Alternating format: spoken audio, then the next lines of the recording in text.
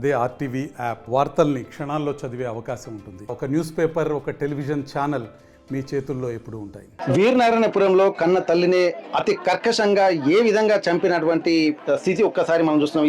ఈ ప్రాంతంలోనే తను ఇంట్లోకి వెళ్ళి బయటికి పరిగెత్తుకుంటే ఇక్కడ ఉన్నటువంటి సీసీ రోడ్డు తట్టి ఇక్కడ పడిపోవడంతో వెంటనే ఒక వేటు మెడ మీద వేశాడని చెప్పి అంటున్నారు. ఆ మెడ మీద వేటు వేసిన తర్వాత కూడా మళ్ళీ మెడ మీద కాలు పెట్టి కర్కశంగా అతి కిరాతకంగా గొడ్డలతో మెడను నరికినటువంటి పరిస్థితి ఈ సంఘటనలో జరిగింది. ఒకసారి మనం ఆ ఎంత దారుణమైంది అక్కడ చూడొచ్చు. మనం ఇక్కడ రక్తం కూడా దాదాపు మొత్తం రక్తం చిమ్మినటువంటి పరిస్థితి. ఇక్కడ మొత్తం ఇక్కడ నుండి ఇక్కడ మొత్తం రక్తం మరకలే ఉన్నాయి. అంటే ఎంత దారుణంగా ఆ పరిస్థితి ఉందో మనం అర్థం చేసుకోవచ్చు. వాళ్ళ బంధువులు కూడా ఇంత దారుణమైనటువంటి పరిస్థితికి ఒడిగట్టడాన్ని కూడా చాలా తీవ్రంగా పరిగణిస్తుంటే ఒక్కసారి వాళ్ళ అన్న మనతో ఉన్నారు. ఒకసారి మళ్ళీ మనం మాట్లాడేటువంటి ప్రయత్నం చేద్దాం.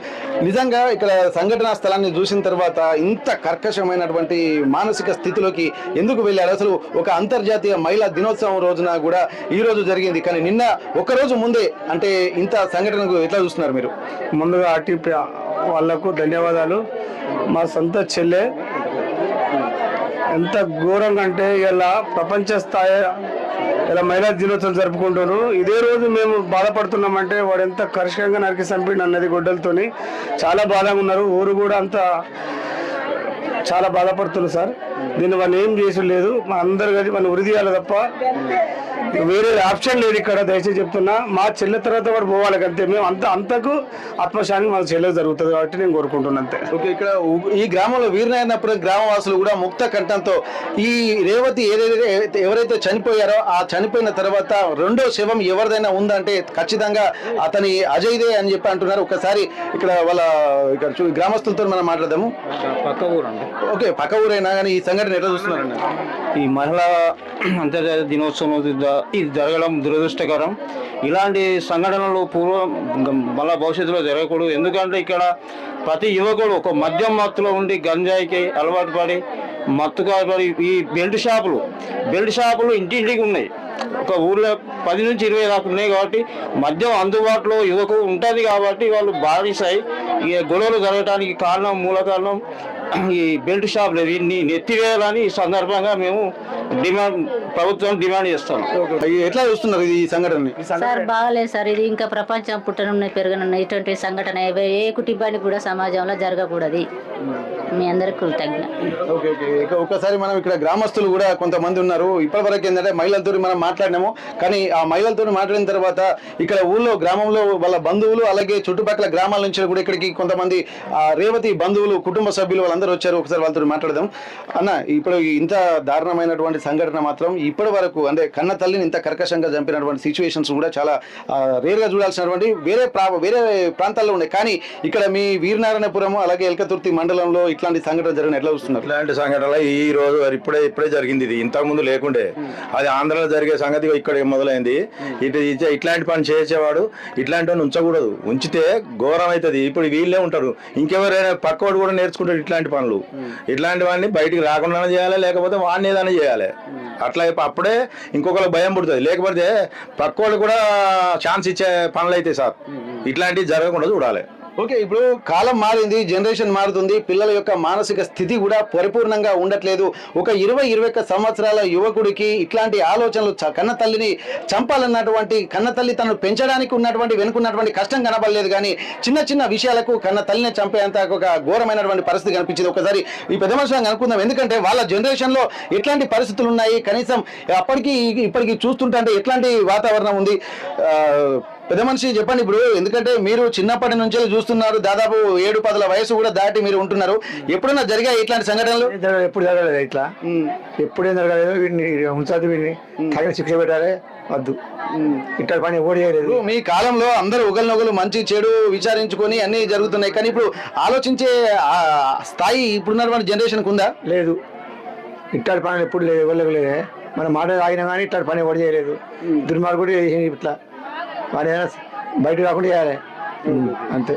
ఓకే, ఇక్కడ ఎందుకంటే ఇప్పుడు సృష్టి ఇప్పుడు ఆగదు, దీంతోటే ఆగదు, ఇక్కడి నుంచే మొదలు కాదన్నది కూడా ఇప్పుడు కొంతమంది మహిళలు కూడా చెప్పారు. కానీ ఇది జరుగుతుంటున్నటువంటి పరిణామ క్రమంలో ఆలోచనలతోటి మంచి మంచి విధానాలతోటి శతకోటి దరిద్రాలకు అనంతకోటి ఉపాయాలు ఉంటాయన్నటువంటి సూచనలు కూడా ఇక్కడ ఉన్నటువంటి గ్రామస్తులు చేస్తున్నారు. కానీ ప్రతిదానికి సమస్యకు పరిష్కారం ఉంటుంది. పరిష్కారం ఆలోచించేటువంటి మానసిక శక్తిని పెంచుకోవాలి తప్ప ఒక ఉన్నటువంటి ఆలోచనలతోటి ఉన్న జీవితాన్ని నాశనం చేసుకునే విధంగా ఈ నేటి యువత మారుతున్నటువంటి పరిస్థితులు అయితే కనిపిస్తున్నాయి. మరికొంతమంది వాళ్ళ బంధువులు కూడా ఉన్నారు. ఒకసారి వాళ్ళ కొడుకు కూడా చాలా హైదరాబాద్ లో, చిన్న కొడుకు హైదరాబాద్ లో పని చేస్తున్నట్టుగా తెలుస్తుంది. ఒకసారి వాళ్ళతో కూడా మనం మాట్లాడేటువంటి ప్రయత్నం అయితే చేద్దాం.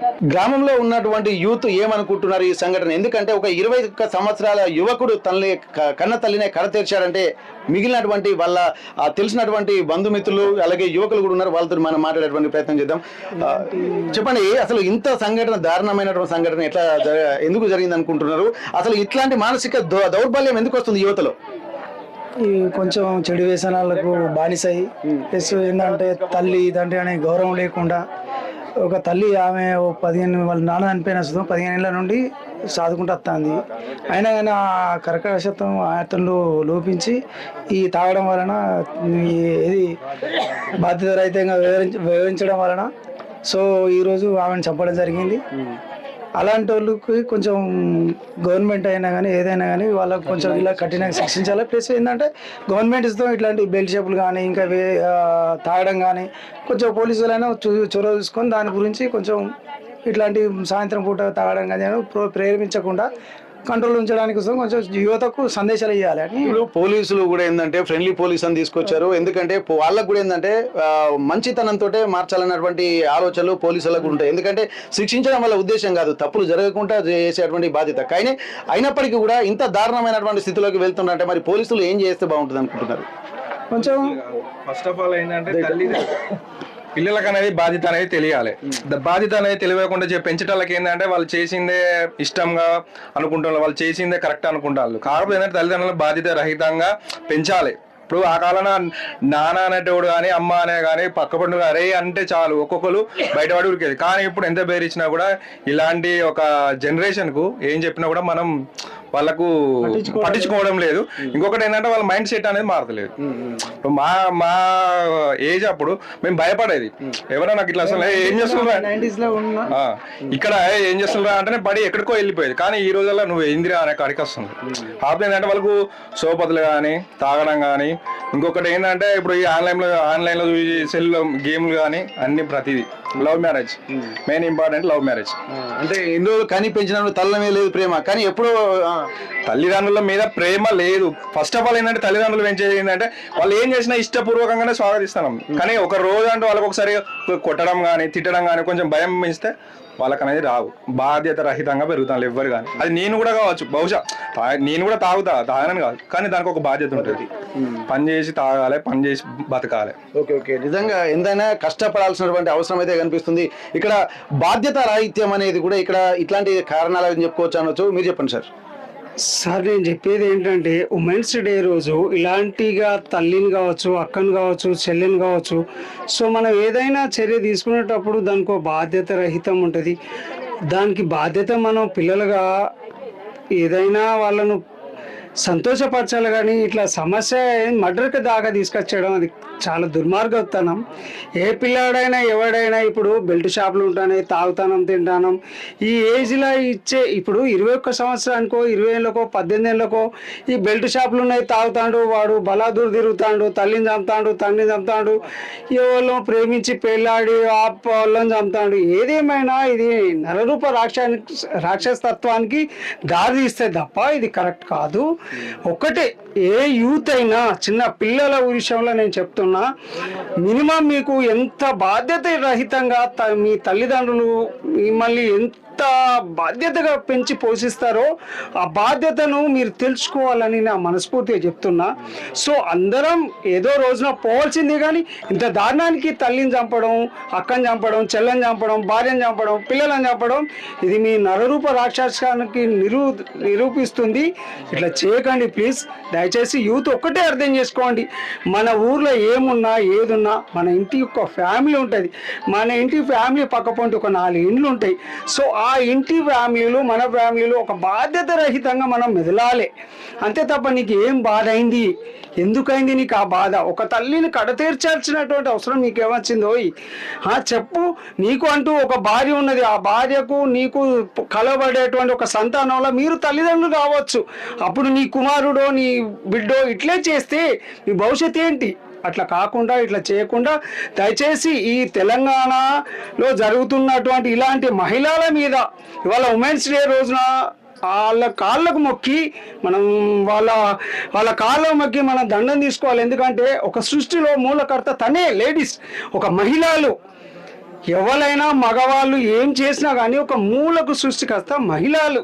వాళ్ళని గౌరవించని మనం 4 రోజులు బతుకుతాం. ప్లీజ్ ఇట్లా చేయకండి. అది పిల్లలు మీరు గమనించండి. ఎవడో చెప్తాడు, ఏమో చేస్తాడు, ఇట్లా మనం తాగితే మాట్లాడతాం, లేదా ఇంట్లో పెళ్ళాన్ని కొడతాం, తల్లిని కొడతాం, ఎవడని అడ్డం అవుతాం, వాడిని. ఇది కరెక్ట్ కాదు. గమనించి మెదలండి. మీకు చదువు చెప్పే గురువులు ఉంటారు, మీరు చదువుకునేటువంటి విజ్ఞాతం ఉంటుంది. మర్చిపోయి బతకండి ప్లీజ్, మర్చిపోయి బతకకండి. మీరు ఏదున్నా మీ జ్ఞానాన్ని ఉపయోగించుకొని మేము ఏం చేస్తే బాగుపడతాం, ఎలా చేస్తే సమాజంలో మేము మెదులుతాం అనేటువంటి విధానాన్ని బట్టి మీరు ఫాలో కాండి ప్లీజ్. యూత్కు నేను ముఖ్యంగా చెప్పేది, మన ఊర్లో ఎంతో మంది మన తల్లిదండ్రులకు కావచ్చు శత్రువులు, మన అయ్యకు కావచ్చు, మన తల్లికి కావచ్చు, మన అక్క కావచ్చు, చెల్లె కావచ్చు, మనకు కావచ్చు, ఎవరైనా కావచ్చు. దయచేసి శత్రుత్వాన్ని పెంచుకోకండి, ఈగోస్ పెంచుకోకండి, ప్రాణం పోయేంత వరకు తీసుకొచ్చుకోకండి. ఒక తల్లిని మనం సమాజం నుంచి తనను చంపేసినామని అంటే మనం బతికేందుకు చెప్పండి? 9 నెలలు కడుపున మోసి కని పెంచి ఆ తల్లి శ్రమ పడ్డ విధానం ఎవరికి తెలుసు? ఎవరికి తెలిసి నేను అడుగుతున్నా. ఆ తల్లి 9 నెలలు మీ ఇద్దరి పిల్లలను 9 నెలలు కడుపులో పెంచింది, సాధింది. భర్త చిన్నతనంలో తనను ఆ పిల్లలను వదిలేసి వెళ్ళిపోతే ఆ తల్లి ఇవాళ మిమ్మల్ని పెంచి పెద్ద చేసింది. ఏం ఆలోచించి తనను ఆ నరరూప రాక్షసంగా నువ్వు తనను కడతీర్చడం నాకు అర్థమైతే లేదు. అట్లా చేయకండి ప్లీజ్. దయచేసి యూత్ మంచిగా ఉండండి, ఒక చదువులో విజ్ఞాతులు కాండి, ఒక చదువులో మంచి జ్ఞానాన్ని తెచ్చుకోండి. తల్లిదండ్రులు ఎట్లా, పిల్లలు ఎట్లా, పక్క వాళ్ళు ఎట్లా, వీళ్ళు ఎట్లా జ్ఞానాన్ని పెంచుకొని ఉంటే మీకు ఎవరైనా బాగుపడి బ్రతుకుతారు. అంతే తప్ప ఇవాళ తల్లిని చంపిన నువ్వు రేపు నీ బిడ్డ ఉంటుంది, నీ భార్య ఉంటుంది, వాళ్ళు ఆడవాళ్ళే కదా, వాళ్ళని కూడా కడ తీరుస్తావా? ఇట్లనే కోపం వస్తే అది కరెక్ట్ కాదు. దయచేసి దండం పెడుతున్నా. యూత్కు ఎవరైనా కానీ కోపం వస్తే అదొక సెకండ్ల వ్యవధిలో ఉండాలి తప్ప గంటల వ్యవధిలో, రోజుల వ్యవధిలో, వారాల వ్యవధిలో, సంవత్సర వ్యవధిలో పెట్టుకోకండి ప్లీజ్. ఇట్లా చేయకండి. ఆ తల్లి ప్రాణాన్ని మనం తీసుకురాలేము. దయచేసి ప్లీజ్. యూత్ చిన్న పిల్లలు తను ఆ చనువు చాలించి వెళ్ళిపోయింది. నువ్వు తల్లిని తీసుకొస్తావా? ఇవాళ నేను మాట్లాడుతున్నా. నువ్వు ఏం చేస్తే తల్లిని తీసుకొస్తావు? దయచేసి అట్లా చేయకండి ప్లీజ్. ఇక్కడ దాదాపు నిజంగా తను చెప్పే మాటలు ప్రతి ఒక్కరు ఆలోచించాల్సినటువంటి అవసరం అయితే కనిపిస్తుంది. ఎందుకంటే ప్రతి ఒక్కరు కూడా తను ఎన్ని కష్టపడి పెంచిందో అన్నటువంటి ఒక అర్థం చేసుకోవాల్సినటువంటి అవసరం ఉంది.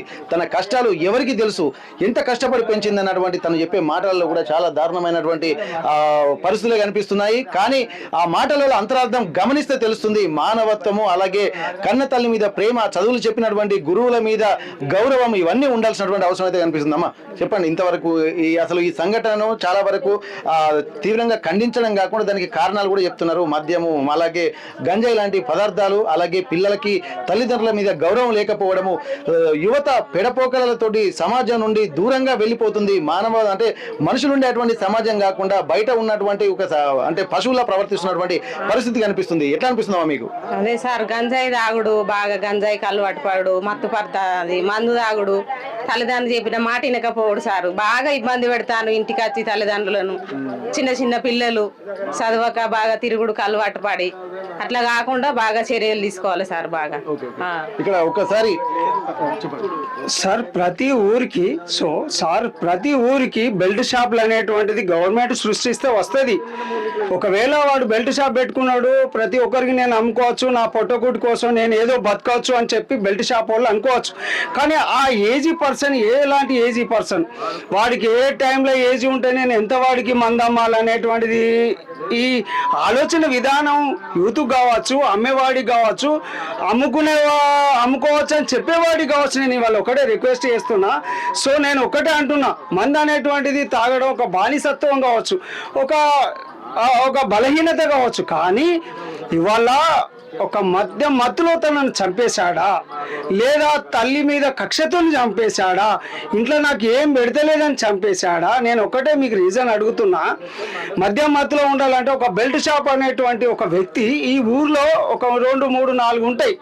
సో ఎంత ఏజ్కి వీడికి మందమ్మవచ్చు, ఎంత ఏజ్లో వీడు మందు తాగవచ్చు, వీడు తాగే విధానంలో శృతి మిస్తుండా, వీడి ఇంట్లో ఏమైనా సమస్య ఉందా ఆ మందు వ్యక్తి తెలియదు. కానీ వీడు తాగి బయటకు వస్తాడు. ఆ బయటకు వచ్చినప్పుడు చిన్న ఇన్సిడెంట్స్ అయినా కూడా అది పెద్దగా అవుతుంది. అది ఒక మైండ్ సైకో లాగా వేరే అయ్యి ఇంట్లో భార్యను కావచ్చు, పిల్లలను కావచ్చు, తల్లిదండ్రులను కావచ్చు, ఎవరైనా ఇబ్బంది పెట్టేటువంటి పరిస్థితులు ఏర్పడతాయి. గవర్నమెంట్కు నేను ఆ రేవంత్ రెడ్డి గారికి ఒకటే చెప్తున్నా, సార్ బెల్ట్ షాపులు పెట్టండి, కానీ ఎవరికి అమ్మాలి, ఎవరికి ఇవ్వాలి, వారికి లైసెన్స్ ఉన్నాయా లేవా, వారికి లైసెన్స్ ఉంటే కేటాయించండి, మేము తప్ప అనట్లేదు. కానీ ఎవరికి మద్యం అమ్మాలి, ఎవరికి మద్యం అమ్మకూడదు. ఇప్పుడు తల్లిని మర్డర్ చేసినటువంటి ఈ పిల్లాడికి 22 ఏళ్ళ లోపు ఉంటాడు. ఈ పిల్లాడు వాళ్ళకు మంది అమ్మినవాడు ఎవడు, ఈ మర్డర్ జరిగింది ఎవడు, దీని బాధ్యత ఎవరు వహిస్తారు?